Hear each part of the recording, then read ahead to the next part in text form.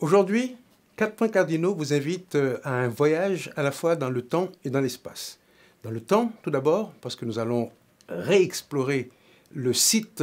de Bois-Caïman, situé sur l'habitation Le Normand de Mézy, dans la plaine du Nord, qui est à l'époque la zone la plus riche de la colonie française de Saint-Domingue. Dans le temps également, parce que nous allons à Port-au-Prince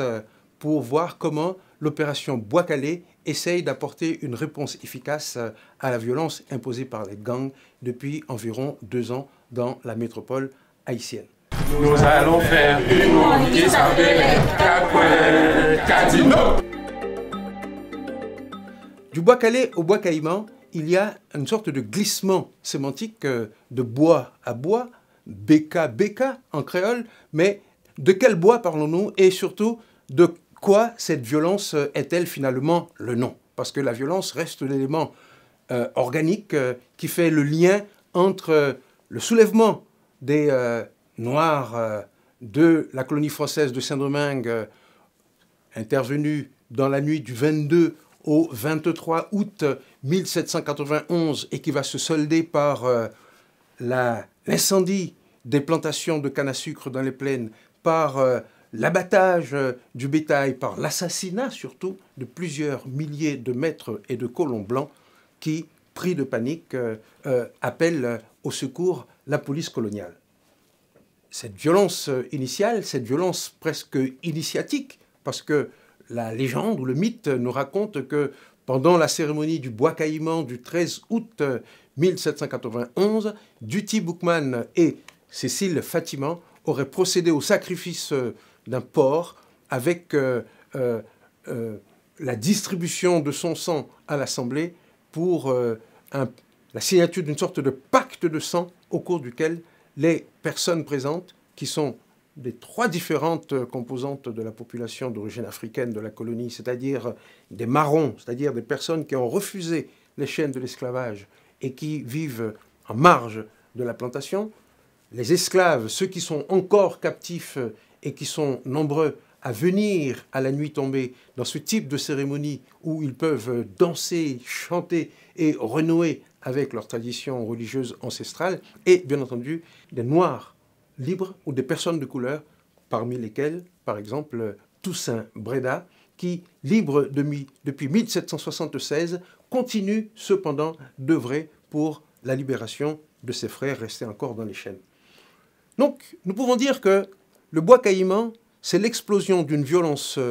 vertueuse,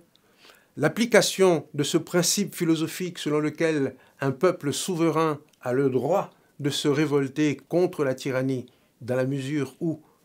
il n'y a pas mandat à être soi-même réduit en esclavage par ses maîtres.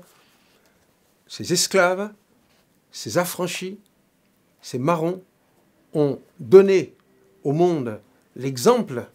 d'une double sagesse, à la fois une sagesse directement ancrée dans les traditions africaines de l'Ubuntu, c'est-à-dire l'union fait la force, de façon que les droits des uns soient garantis par les droits des autres, mais c'est aussi le prolongement, la pointe avancée de ce que l'on pourrait appeler aujourd'hui la philosophie des Lumières, avec les principes modernes de liberté et d'égalité qui trouvent précisément dans cette révolte l'illustration de leur portée universelle. Cette violence initiale, cette violence effractive, réalisée par Haïti pour affirmer son indépendance, aboutit en 1804 à l'affirmation d'une indépendance et d'une nation qui naît avec un nouveau défi. Le défi de la réalisation du monopole de la violence légitime par une armée nationale à partir des bandes qui ont participé à la guerre de l'indépendance. Bandes que l'on a considérées comme des brigands dans le cadre de l'armée coloniale. C'est pour cela qu'il n'y avait pas de véritable loi de la guerre. La police française, la police coloniale et l'armée coloniale, surtout après l'expédition de Leclerc en 1802, est venue mener dans la capitale et dans l'ensemble de la colonie une guerre d'extermination avec pour mission de nettoyer ethniquement la colonie de toute personne ayant porté des épaulettes de façon à les remplacer par de nouveaux gibiers, par de nouveaux esclaves. C'est le sens de cette violence sans nom qui va se déployer sur la colonie et à laquelle répondent justement ces soulèvements d'esclaves, ces soulèvements de marrons, ces soulèvements d'hommes libres qui finalement se fédèrent en 1803 par le serment de l'Arcahaie avec la couture donc, de ce drapeau qui marque l'acmé de ce geste d'unification des différentes tendances qui pouvaient traverser la population d'origine africaine de la colonie française de Saint-Domingue. Donc nous pouvons dire en quelque sorte que 1804, c'est la conséquence de cette violence vertueuse représentée par Bois Caïman dans le sens d'une conclusion d'une œuvre héroïque commune. Mais aujourd'hui, que dire de ce monopole de la violence légitime dans le cadre d'un État de droit? Nous savons que depuis 1995 et la dissolution de l'armée, c'est-à-dire des forces armées d'Haïti, il n'existe plus en Haïti de contre-pouvoir capable éventuellement de s'opposer à la mainmise d'une partie de la population sur une autre, par exemple. Et c'est pour cela que nous avons assisté depuis les années 2000 à une véritable dilution de cette fonction régalienne qui est d'assurer la sécurité de la population, d'assurer la sécurité des endroits stratégiques, tels que les banques, tels que les institutions, la Chambre, le Sénat, etc. Donc, ce sont des activités qui sont aujourd'hui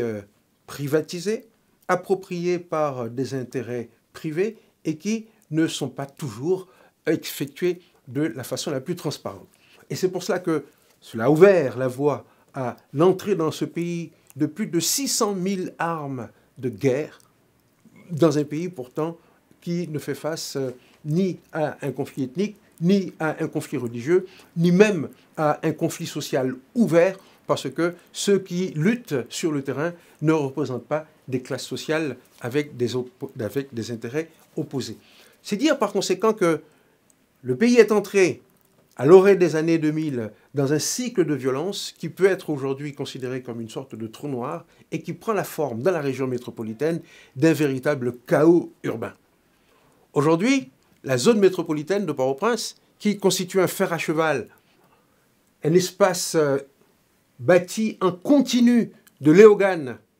à Cabaret, en passant par Martissan, par Port-au-Prince, par la Croix-des-Bouquets, et j'en passe, ce fer à cheval concentre une population de plus de 3 millions d'habitants aujourd'hui, avec des densités de population qui dépassent les 50 000 habitants au kilomètre carré, c'est-à-dire en termes de densité urbaine, ce sont des densités extrêmement fortes, dans des conditions d'insalubrité qui sont infra-humaines. Eh bien, ce conglomérat urbain est aujourd'hui sous la coupe réglée à 80% de bandes armées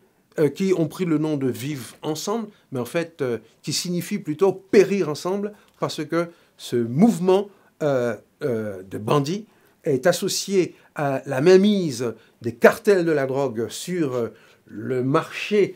continu de narcoproduits tels que la cocaïne, qui vont de la cordillère des Andes vers les États-Unis, en passant soit par l'isthme américain, soit par l'archipel des Antilles. Et dans ce dispositif, Haïti est une véritable passoire par où cette drogue circule pour au moins un quart de sa valeur. C'est dire que la violence des gangs est une violence mortifère, est une violence inspirée par une pulsion de mort, exercée par des jeunes, souvent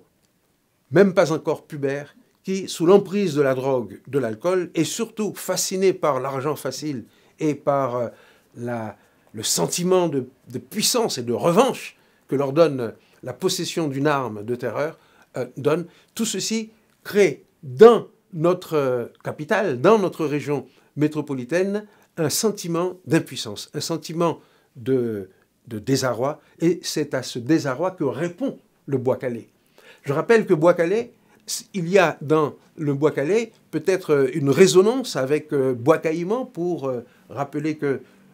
le bois est, dans la tradition géographique haïtienne, un espace laissé en forêt. On parle de bois debout dans la tradition coloniale.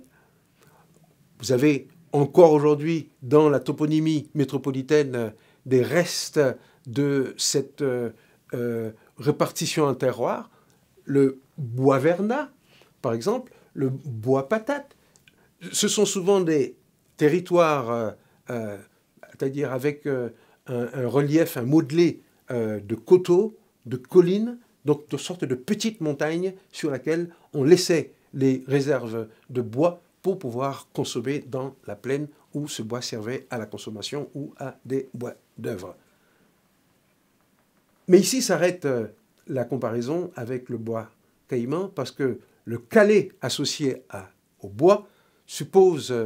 à la fois une violence. Le fait de caler, c'est le fait de battre, c'est de frapper avec un bâton. Bois calé, c'est peut-être caler avec en bois, c'est frapper à coups de bâton, mais c'est aussi plus assurément un glissement, on va dire,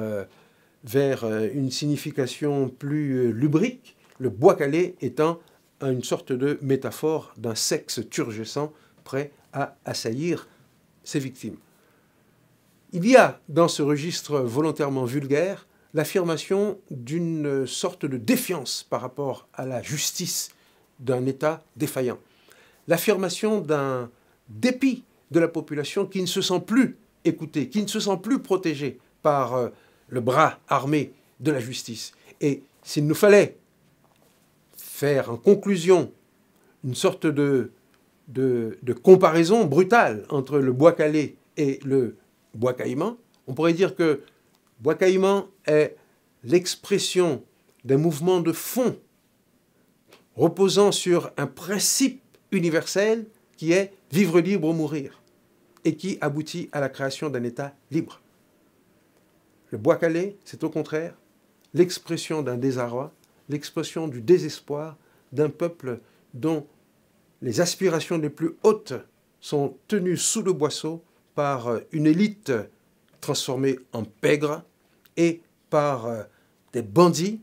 qui sont trop jeunes pour être traités comme des ennemis, mais en même temps